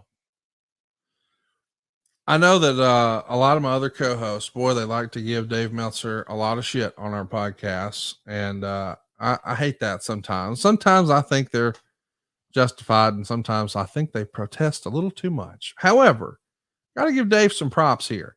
This is from October of 91. October of 91, and he wrote here in the recap of this match, if there is anyone in the United States with the potential to be the next Ric Flair as a total all-around performer, it's Austin, because he's so advanced and has an incredible presence and ability for just 2 years in the business. Rhodes isn't too far behind him either. Dave saw that shit in 1991. Kudos to Dave. Yeah, a lot of us, I said something along those lines positively about Austin back in this era, because if you're a student of the game, which Meltzer is, I consider myself a student of the game. It was so obvious. It was just etched on a big screen. This guy's going to be a star. I think the only other guy said that real early was Rock about it being a blue chipper. Yep, I've heard a guy say that. Yeah, before. So I just, I don't think it was I'm not knocking Dave at all. He's right. But several of us on the quote unquote inside believed that we had greatness before our eyes that was evolving. And so but that was a fun match. Like I said, 15 minutes, told a great story. Not sure they needed double juice. Let's talk about the next match here. We talked about 2 of the all-time greats, and now 2 that maybe nobody would have predicted would be all-time greats coming up next in match number 6. Bill Kazmaier, who was a heck of a nice guy. I met him in this era at a some sort of meet and greet opportunity. He was booked for some appearance in Montgomery, and my parents took me to meet him, and he did some sort of feat of strength. I don't know. He pulled a tractor trailer or something with his teeth. I mean, it was impressive. Yeah. And they did a really nice job trying to position him. You see him, if you're watching with us along on YouTube, he's carrying a globe on his back like Atlas. I mean, it really is a cool look. He was legitimate. And we're going to contrast that with his opponent, Oz.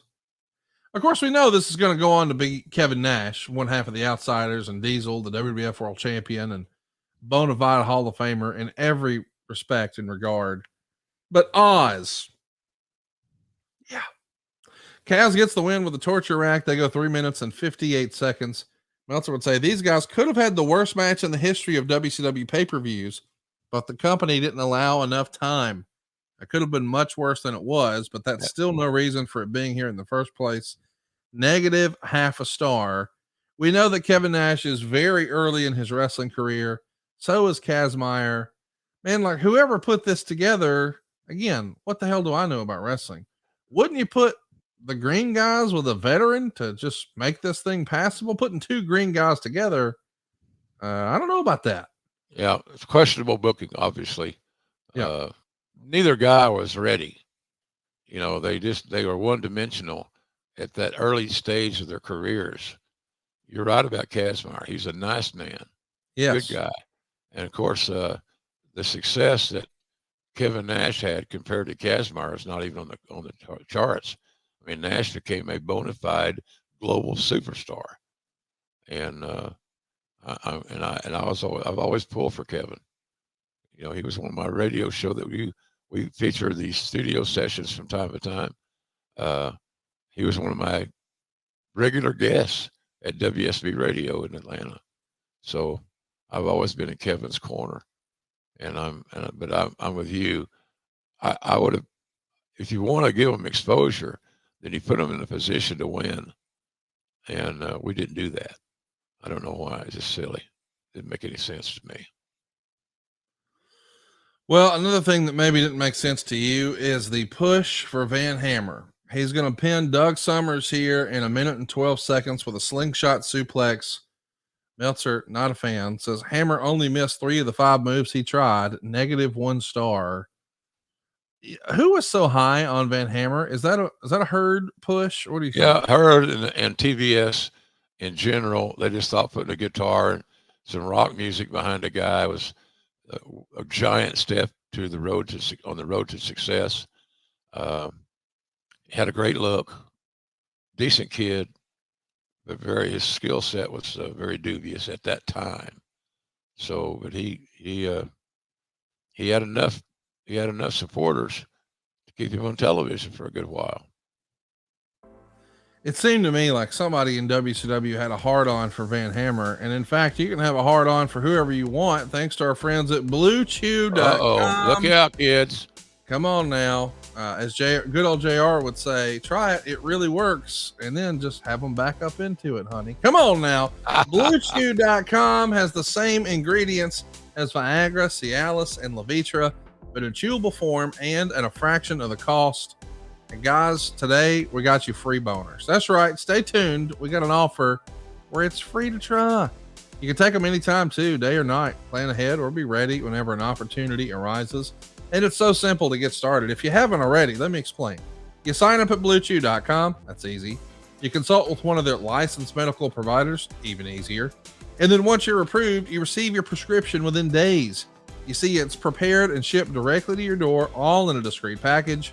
Oh, by the way, you can feel good about this. It's made right here in the USA. You know, the good old red, white, and blue chew. But the best part, perhaps, it's all online. No awkward visits to the doctor, no uncomfortable conversations, no waiting in line at the pharmacy. And to be clear, this isn't just for guys who have a problem. This is for guys who want to put on a 5-star match. They want a return match. They want somebody begging for a rematch. They want no holds barred. They want 2 out of 3 falls. They want an Iron Man performance. BlueChew.com can help. They want to help you have better sex, so discover your options at BlueChew.com. Chew it and do it.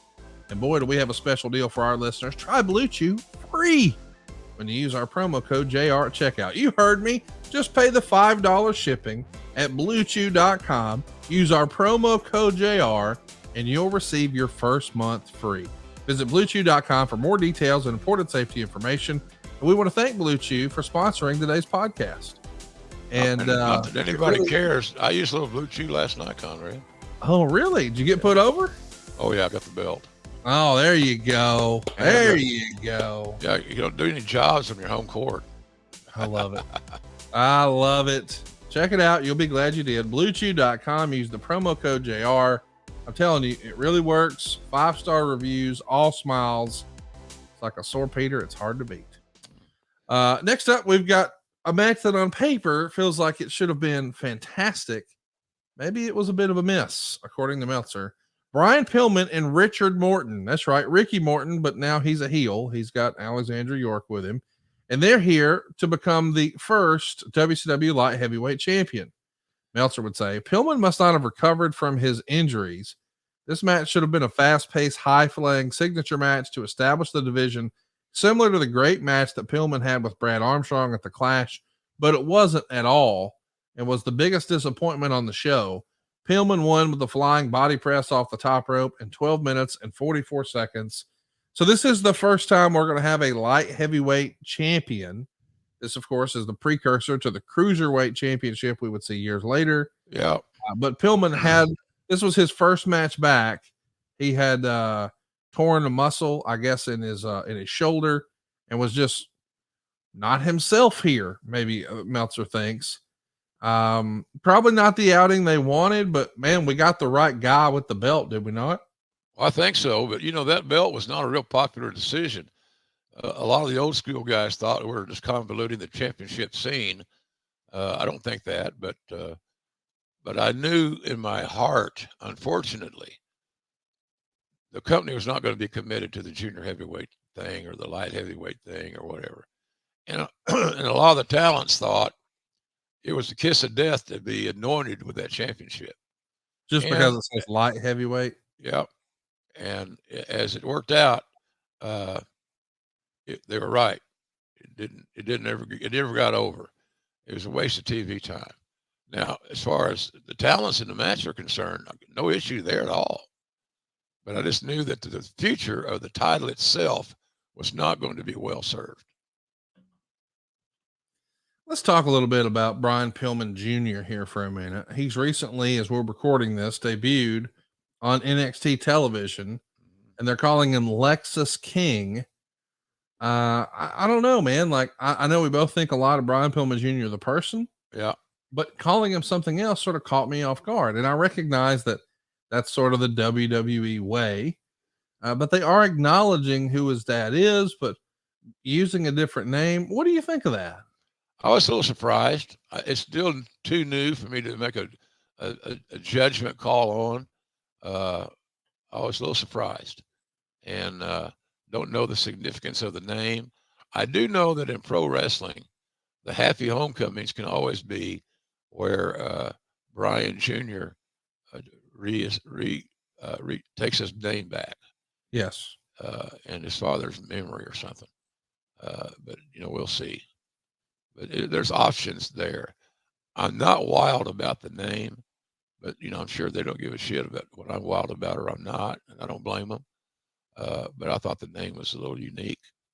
Maybe it's going to work. We got to give it time. Yes. Well said. We got to give it time, and I hope it works too. Eventually, we see the Halloween Phantom here. He's going to reveal himself to be Rick Rude and destroy Tom Zink. It's a pretty big deal to have Rick Rude here in WCW. And there you see Paul Heyman and Medusa, who had just been wrestling on TV as a babyface against Leilani Kai.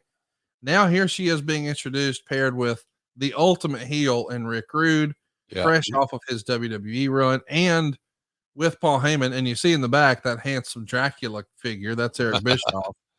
Man, this is a big deal to have Rick Rude. I know that you spent time with him through the various different territories, but he's off an incredible run with Vince. This is a major gain for WCW, is it not? Big gain. You always worry, without sounding overly cynical. Can we have as much success with Rick as Vince did? Right.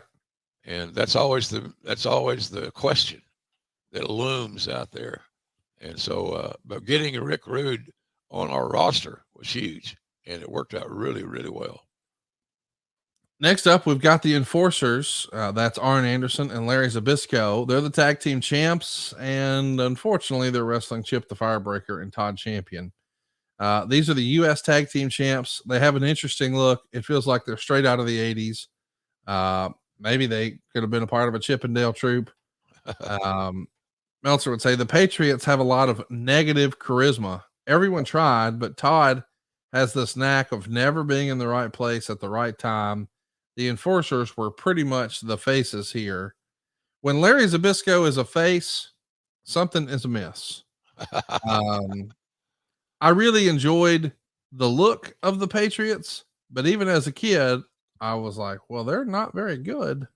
Yeah. Of course, Arn and Larry Zbyszko pick up the win here.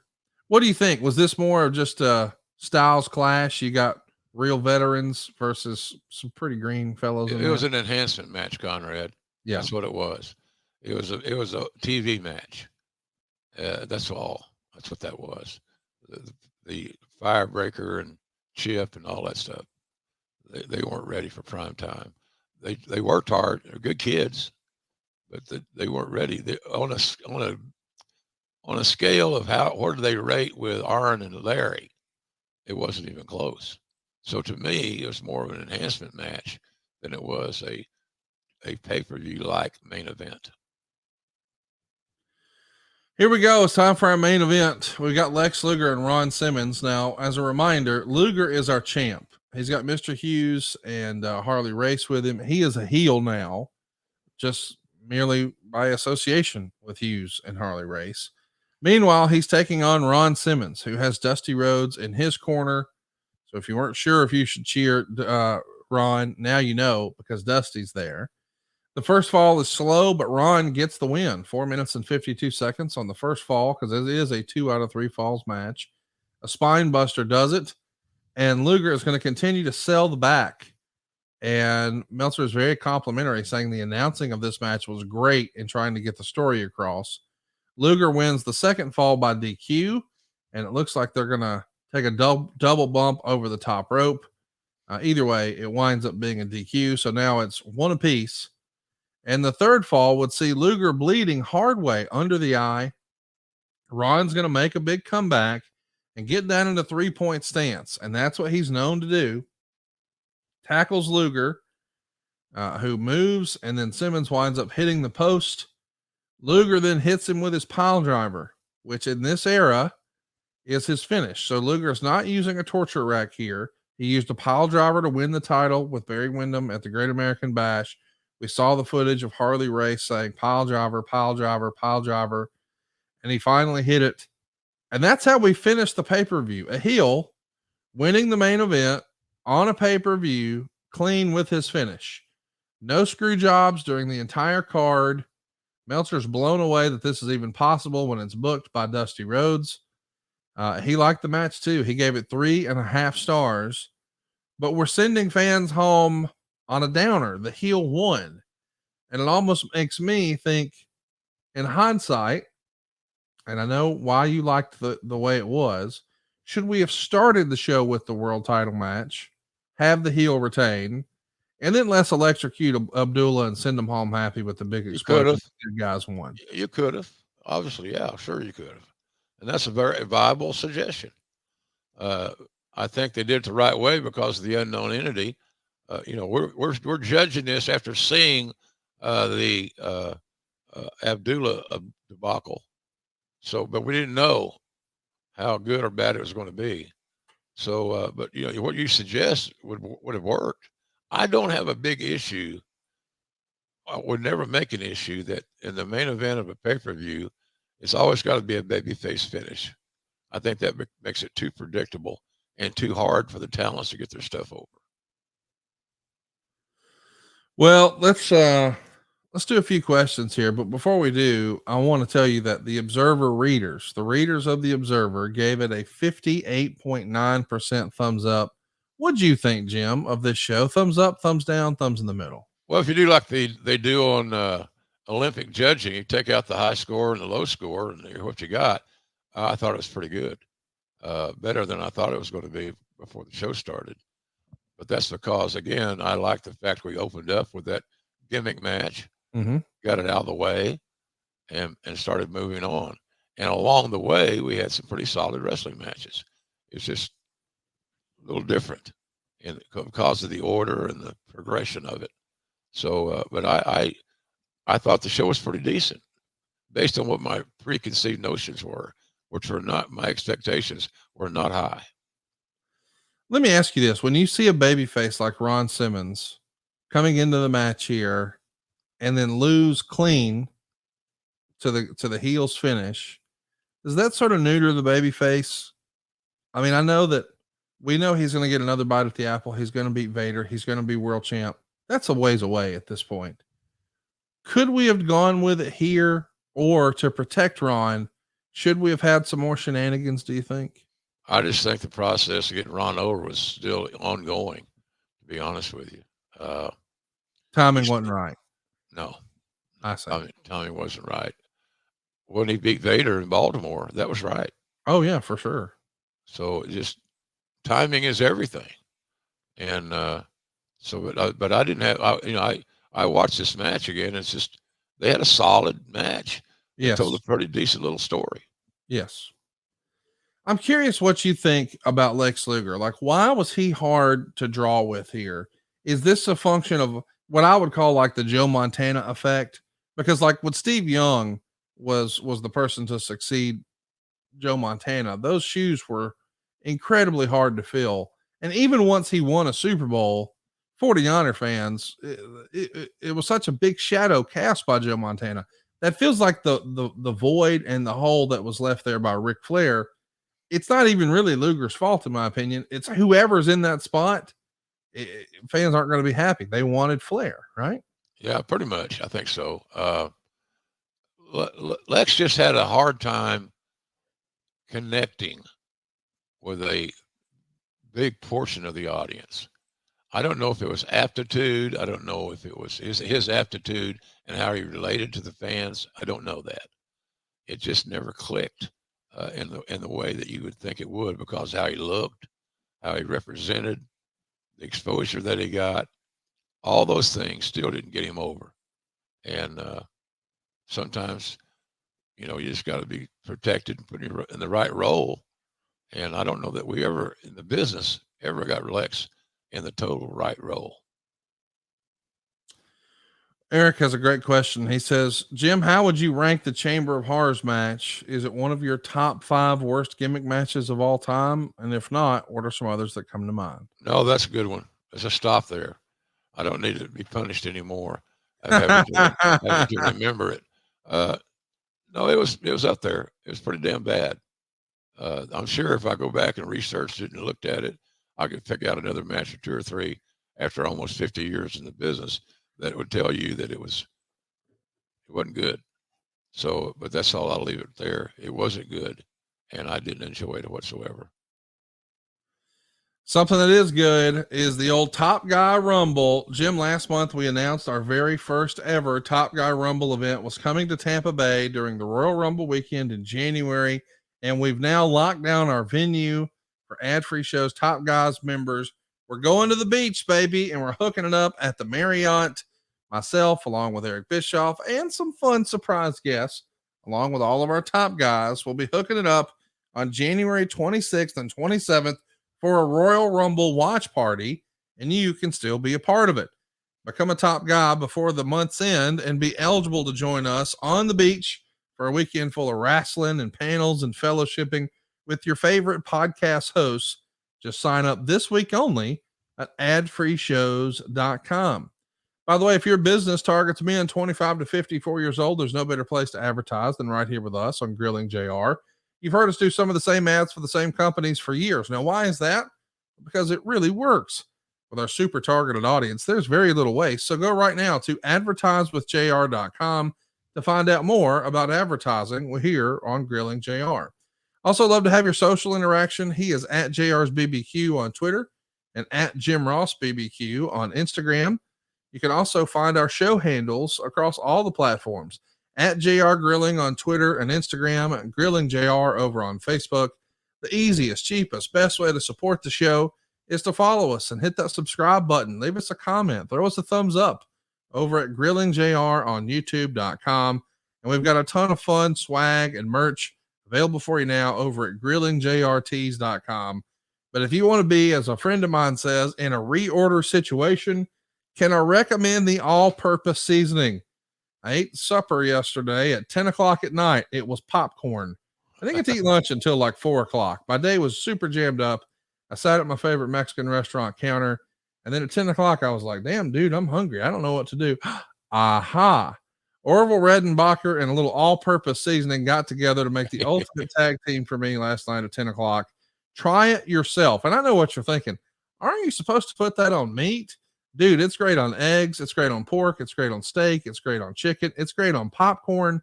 You're absolutely going to love it. All my friends who are hot sauce users are addicted to the Red Ass JR's Red Ass hot sauce.